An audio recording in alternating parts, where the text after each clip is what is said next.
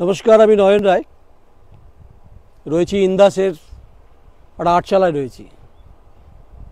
সূর্য পশ্চিম দিকে পড়েছে, শুধু মাঠ আর মাঠ, কৃষি এলাকা। 2024-এর যে মহারণ, লোকসভার যে মহারণ, সারা বাংলায় আমরা ঘুরছি। তাই বিষ্ণুপুরের গুরুত্বপূর্ণ লোকসভার মধ্যে ইন্দাসেরই বিধানসভা।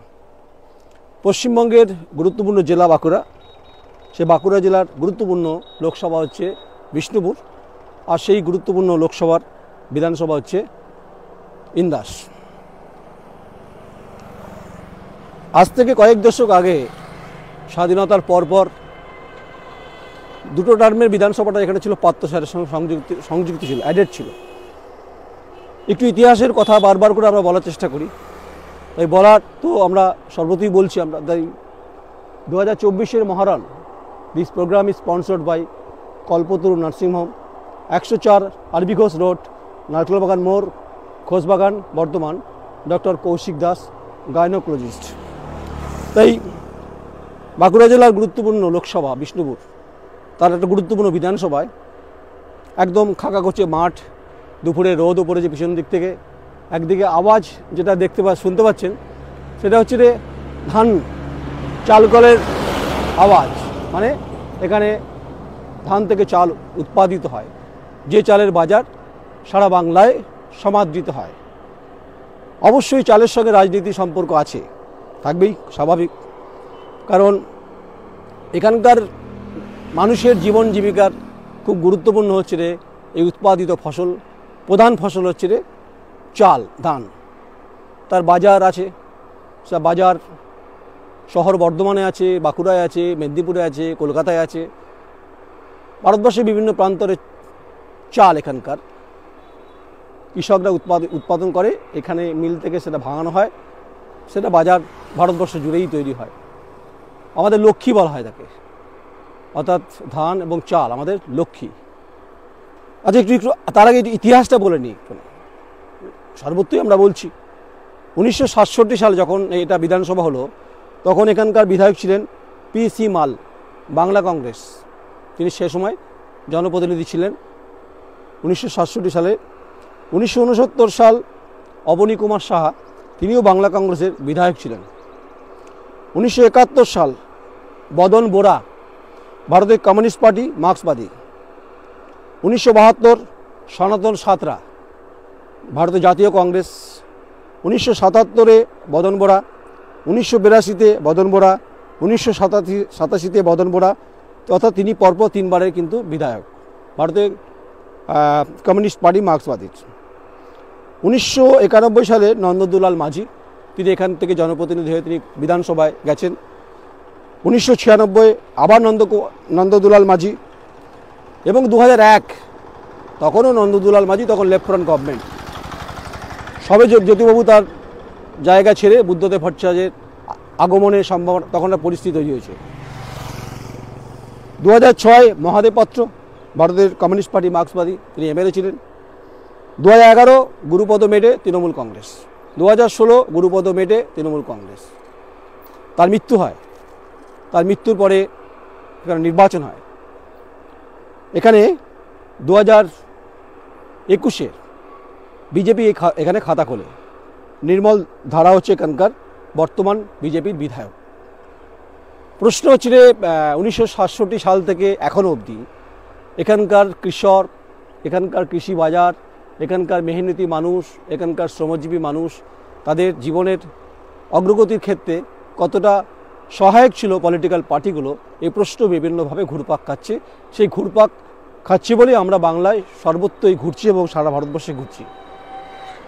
এবারের নির্বাচন অবশ্যই লোকসভা নির্বাচন, অর্থাৎ নরেন্দ্র মোদীর সঙ্গে লড়াই রাজ্যের মমতা বন্দ্যোপাধ্যায়।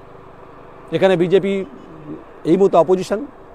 তাই 2021 বিধানসভায় নির্মল ধারা এখান থেকে খাতা খোলে। কিন্তু এবারে যা পরিস্থিতি, যে কথা বলছে, হাওয়া যে কথা বলছে, আদৌ কি বিজেপি এই জায়গা ধরে রাখতে পারবে? প্রশ্নটা কেন? কারণ এখানকার মানুষ যারা যে ভরসাটা করেছিলেন, সে ভরসা রাখতে পারছেন কি? মনে হচ্ছে কোথাও না কোথাও প্রশ্ন উঠছে। এই প্রশ্ন আবার উঠবে যে সরকার, শাসক দল তৃণমূল কংগ্রেস বিরোধী দল তারা যতই আওয়াজ করুক না কেন, তাদের বিধায়কের ফান্ডের টাকা সে অর্থে দিলেও সঠিকভাবে ব্যবহার করতে দেন না শাসক দল, এ অভিযোগ উঠবে। কিন্তু বিধায়ক তার 5 বছরে, আমি যদিও 26-এ বিধানসভা নির্বাচন আছে, কিন্তু 2024-এ লোকসভার নির্বাচনে ইন্দাস খুব গুরুত্বপূর্ণ। একমাত্র খণ্ডঘোষ ছাড়া বাকি সব জায়গায় জিতেছিলেন সৌমিত্র খাঁ। দামোদরের পার, সুবিস্তৃত নদী দামোদর নদ, যাকে ঘিরে ইন্ডাস্ট্রি, ছোটো ছোটো ইন্ডাস্ট্রি, ক্ষুদ্র মাঝারি শিল্প, বিশেষ করে ধান চালের ব্যবসা এবং শ্রমজীবী এলাকার মানুষ এবং খেটে খাওয়া প্রান্তিক স্তরের মানুষ, সে অর্থে কি এখানে ইন্ডাস্ট্রি হয়নি। ডবল ইঞ্জিন সরকার অনেক কথা বলেছিলেন, যেবার মনে আছে বিধানসভা নির্বাচনের সময় যে ডবল ইঞ্জিন সরকার হোনা ভি চাইয়ে, এ কথা অনেক হয়েছিল আলোচনা। কিন্তু 2024-এর লোকসভা নির্বাচনে ডবল ইঞ্জিনের ধামাকা এখানে দেখতে চাইছেন না। এখানকার মানুষের পালস, এখানকার মানুষের অনুভূতি, এখানকার মানুষের হাওয়া, কথাবার্তা শাসকের পক্ষেই বইছে, তা নিয়ে বিভিন্ন মোড়ে মোড়ে আমরা শুনছিলাম। সবাই কিন্তু ক্যামেরার সামনে ফেস করছে না। আর ভাববেন না আমরা কোনো গল্প বা কোনো রম্য রচনা শাসক দলে হয়ে শোনাচ্ছি, বাস্তবটা আমরা যেটা ঘটনা সেটাই বলছি।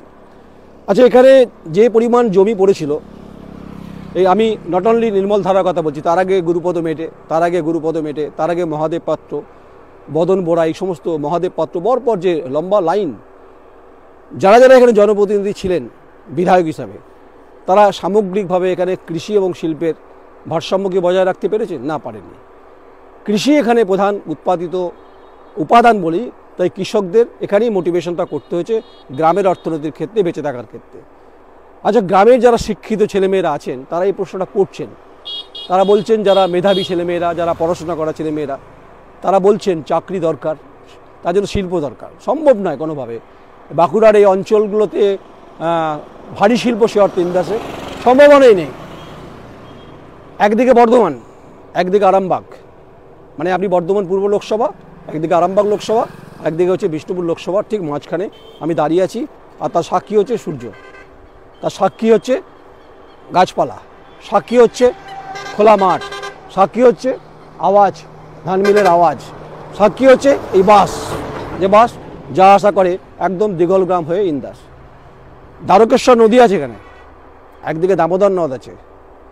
এখানে দুটো নদ এবং নদীকে ঘিরে অনেক ঘটনা এখানে বিভিন্ন সময় ঘটেছে, সেই গল্পের কথা আজকে নাইবা বললাম। আমরা বলছি মানুষের বেঁচে থাকার ক্ষেত্রে, ন্যূনতম চাহিদার ক্ষেত্রে রুটি কাপড়া মাকান তো বারবার বলি আমরা। ৭৬ বছর স্বাধীনতার এই জায়গায় দাঁড়িয়ে ইন্দাস কতটা অগ্রগতির জায়গায় পৌঁছতে পেরেছে, তার দায় একা নির্মল ধারাকে দিয়ে লাভ নেই। তা সত্ত্বেও বলছি, ভোটের অঙ্কটা একটু অন্যভাবে হয়, জানেন তো। যদিও এটা হচ্ছে দেশের প্রধানমন্ত্রী নির্বাচনের, অর্থাৎ বলা দেশের এই নির্বাচনে মেজরিটি যারা পাবে সেই দল প্রধানমন্ত্রী হবে। একদিকে নরেন্দ্র মোদী সরকারের সঙ্গে মমতা বন্দ্যোপাধ্যায় লড়াই হবে। কিন্তু বিজেপি যেমন ছেড়ে কথা বলছে না, জমিতে তারা আন্দোলন করছে, কিন্তু এলাকা ঘুরলাম আমরা, যে পালস, যে অনুভূতি, যে রূপ, যে রস, যে গন্ধ, যে বর্ণ, তার কিন্তু আমরা কোথাও টেস্ট পেলাম না। তাহলে কি বলবেন যে আমাদের জিভে কোনো স্বাদ নেই? না, আছে। তার জন্য তো জিভের টেস্টের পরিবেশ পরিস্থিতি সেটা বোঝা যায় নিজের চোখ, নিজের মাথা দিয়ে, আর হচ্ছে অভিজ্ঞতার মধ্য দিয়ে। নির্বাচন এত বছর কভার করছি মানে তো অভিজ্ঞতা তো আছেই। ভারতবর্ষের লোকসভা দেখেছি, অনেক নির্বাচন, বিধানসভা দেখছি। মানুষের ন্যূনতম চাহিদাগুলো কী কী? চাকরি, অন্ন, বস্ত্র, বাসস্থান, ছেলে মেয়েদের কলেজ। আচ্ছা, ইন্দাসে এখানে কলেজ দীর্ঘদিনের দাবি। অধিকাংশ ছেলে মেয়েদেরকে যেতে হয় বর্ধমান, যদিও বর্ধমান বিশ্ববিদ্যালয়ের মধ্যেই পড়ে এটা। এখানে শিক্ষার হার ভালো, কারণ ইন্দাস খুব বর্ধিষ্ণু এলাকা, যেহেতু কৃষি গুরুত্বপূর্ণ। কিন্তু বারবার বলছি যে কৃষি দিয়েই তো হতে পারে না, সব কিছু সামঞ্জস্য তৈরি হতে পারে না। তার জন্য দরকার তো শিল্প। শিল্পটা হয়নি তো এখানে। কেন হয়নি, কী জন্য হয়নি, তার উত্তর নির্মল ধারা দেবেন। প্রয়াত গুরুপদ মেটে, তিনি দুবারে ছিলেন, তার আগে মহাদেব পাত্র ছিলেন, বদন বোরা ছিলেন, এরকম অনেকে ছিলেন। জল অনেক বয়ে গেছে দ্বারকেশ্বর নদী দিয়ে আর দামোদর নদ দিয়ে। কিছু শ্রেণীর একটা অংশের মানুষের এখানে পুঁজিপতিতে পরিণত হয়েছে। এখানে লড়াই ছিল এক সময়, পুঁজিপতিদের বিরুদ্ধে লড়াই, যোদ্ধারদের বিরুদ্ধে লড়াই ছিল, যেটা বামপন্থীরা বলতো। জোর করে জমি যোদ্ধারা কেড়ে নিয়েছিল, সেইখানে সেই হকের দাবিতে লড়াই করেছিল। কিন্তু এখানে বামের অত্যন্ত অপ্রাসঙ্গিক। কেন অপ্রাসঙ্গিক? দীর্ঘ 34 বছরের যে লেলিহান শিখা এখানকার ইন্দাসকে বিভিন্ন সময় স্পর্শ করেছে ঠিকই, কিন্তু সামগ্রিক অগ্রগতির উন্নয়নের ক্ষেত্রে যে উন্নয়ন হওয়া উচিত ছিল তা হয়নি। এখানে মানুষ সে কথা বলছে। তাই বিকল্প মানুষ সবসময় বিকল্পের সন্ধান খোঁজে। বিকল্প হিসাবে তৃণমূল কংগ্রেসের দুবার বেছে নিয়েছিল, 11 এবং 16। সেই বিকল্পের স্বাদ কতটা মিটেছে তৃণমূল কংগ্রেস বলতে পারবে। গুরুপদ মেটের মৃত্যুর পর এখানে নির্বাচন হয় বা ইলেকশন হয়, আর 21-এ এখানে নির্মল ধারা যেতেন, কিন্তু তার রিফ্লেকশন এখানে পড়েনি। আবার বলছি, রিফ্লেকশন না পড়ার পেছনে সরকারের খুব ভূমিকা রয়েছে, কারণ ফান্ডটা তো ডিএমএ কাছে যায়, জেলা শাসকের কাছে। এই সব কিছুর ঊর্ধ্বে গ্রামের মানুষ এত কথা বোঝেন না। গ্রামের মানুষ বোঝেন রাস্তাটা পাকা হলো কিনা, গ্রামের মানুষ বলছেন যে কন্যাশ্রী প্রকল্পটা পেলাম কিনা, 1000 থেকে বাড়ানো হয়েছে। গ্রামের মানুষ কথা বলছেন ইন্দাসে প্রায় 15 লক্ষ ভোটার, তারা বলছে আমার ছেলে মেয়েটা অগ্রগতি হলো কিনা, আমার ছেলে মেয়েটা সাইকেল পেলো কিনা। এগুলো কিন্তু খুব রিফ্লেকশন হয়েছে যে এবারে বিভিন্ন এই 21-এর পর থেকে মমতা বন্দ্যোপাধ্যায় মুখ্যমন্ত্রী হিসেবে যে সমস্ত ইনপুটগুলো দিয়েছেন না, তাতে মা, বোন এবং মাসিদেরকে কিন্তু রিফ্লেকশন করেছে। এটাকে বলা ভোট ক্যাচার বলা হয়। সেই ভোট ক্যাচারে কিন্তু মমতা বন্দ্যোপাধ্যায় এবারে দামোদরের পারে এই ইন্দাস বিধানসভাতে কিন্তু হাওয়া বইয়ে দিতে পারে। বিজেপির পক্ষে খুব চাপ হবে, কমল খেলবে কিনা সেটা কিন্তু সময় বলবে, কারণ কমল খেলার মতো বা কমল ফোটবার মতো সে পরিবেশ পরিস্থিতি কি আদৌ আছে সেটা মানুষ ঠিক করে নেবে। তাই নরেন্দ্র মোদী সরকারের যে রিফ্লেকশন, গ্যাসের দাম বৃদ্ধি, পেট্রোলের দাম বৃদ্ধি, এখানকার যারা কৃষিজাত দ্রব্য উৎপাদিত করে কৃষক, যারা মেহনতি মানুষ, যারা ডিজেলটা প্রতিদিন ব্যবহার করেন, বিশেষ করে চাষের ক্ষেত্রে এবং যন্ত্রপাতির ক্ষেত্রে ডিডাকশন কি তারা পেয়েছে, এই প্রশ্ন তারা করছেন। তাহলে তারা লক্ষ্মীর ভাণ্ডারে রিফ্লেকশন পাচ্ছেন, কিন্তু পাশাপাশি এটা বলছেন যে কৃষিজ উৎপাদনের ক্ষেত্রে ডিজেলটা এত গুরুত্বপূর্ণ, তার দাম কিন্তু কমেনি। আবার বলছেন যে সারের দাম যেভাবে বৃদ্ধি হচ্ছে, ক্রমশ আপ অ্যান্ড ডাউন করছে, তা কমেনি। তাহলে কেন্দ্রীয় সরকার দায়ী করছেন এখানকার মানুষরা। এখানে যন্ত্রাংশগুলো কৃষি উৎপাদনের ক্ষেত্রে যেগুলো ব্যবহার হয় তার দাম কি কমেছে? বাজেটে অনেক কথা বলেছেন নির্মলা সীতারামনজি, অনেক কথা বলেছেন।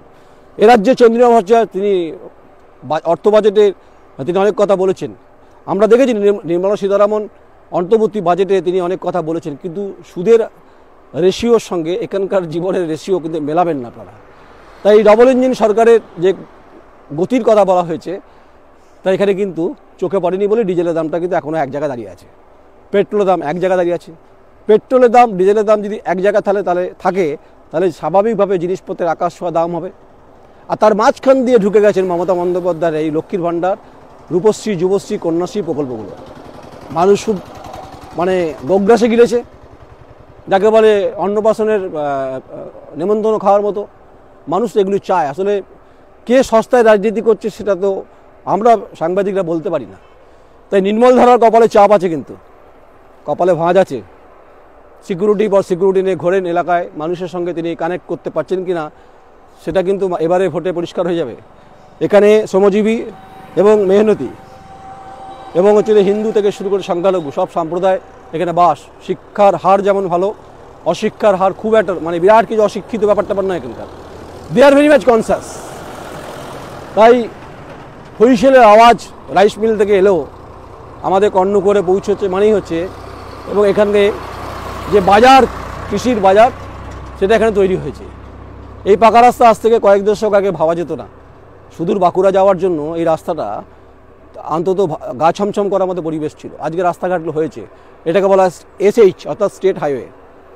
একদিকে মমতা বন্দ্যোপাধ্যায় অভিযোগ করছেন 100 দিনের কাজের টাকা কেন্দ্র দেয়নি, তিনি দেবেন বলেছেন, 27 লক্ষ পরিবারকে দেবেন।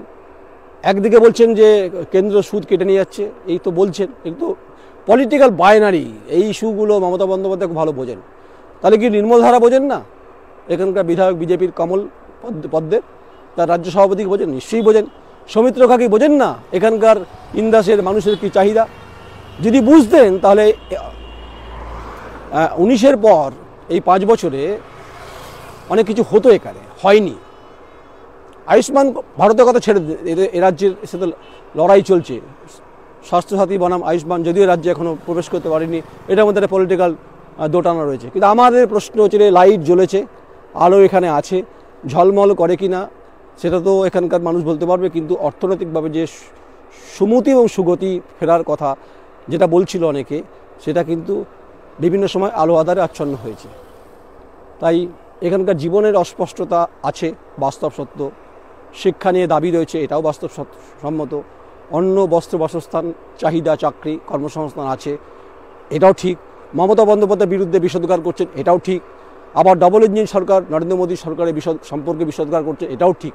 তার মাঝখান থেকে রাজনীতি যারা কারবারি আছে, যারা হিটারে গরমে রুটি প্রতিদিন যারা বেলছেন, তারা জানেন কখন কিভাবে মানুষকে বায়নারি ঘুমাতে হয়, যেটা মমতা ব্যানার্জি করেছে। এই মমতা ব্যানার্জি টোটকাটা, মেডিসিনটা এবারে কিন্তু ইন্দাস ব্লকে, ইন্দাস বিধানসভাতে কিন্তু প্রায় 15 লক্ষ, যদি ভুল না বলে থাকি, কিন্তু খেলা হয়ে যেতে পারে। কিন্তু আগাম বলে রাখছি, এখানকার হাওয়া কিন্তু অন্য কথা বলছে, মানে মমতা বন্দ্যোপাধ্যায়ের পক্ষে কথা বলছে। কারণ ডিজেল এবং পেট্রোল দুটি ইস্যু গুরুত্বপূর্ণ ইন্দাসের চাষি, প্রান্তিক চাষি, ভাগ চাষি মানুষের। ছেলে মেয়েদের শিক্ষার ক্ষেত্রে অনেক, কারণ ট্রান্সপোর্টেশন ভাড়া বেশি। এই সমস্ত নিচ থেকে ওপর পর্যন্ত ইস্যুগুলো এবারের লোকসভাতে ইন্দাসে গুরুত্বপূর্ণ হয়ে দাঁড়াবে। আর বাকি বাটন কে কোথায় টিপবে সেটা ঠিক করবে জনগণ, কারণ পলিটিক্যাল ডেমোক্রেসিতে জনগণ শেষ কথা। সঙ্গে থাকুন, দেখতে থাকুন thequery.com, আমার সহকর্মী আমার Shamir Dafadar Indas. This program is sponsored by 2024 মহারণ Kalpataru nursing home, 104 RB Ghosh road, Narkelbagan মোড়, ঘোষবাগান, বর্ধমান। Doctor Koushik Das, gynaecologist. আবার দেখা হবে অন্য কোনো জেলায়, অন্য কোনো রাজ্যের কোনো না কোনো প্রান্তিক মানুষের সমস্যা আমরা তুলে ধরব। নমস্কার।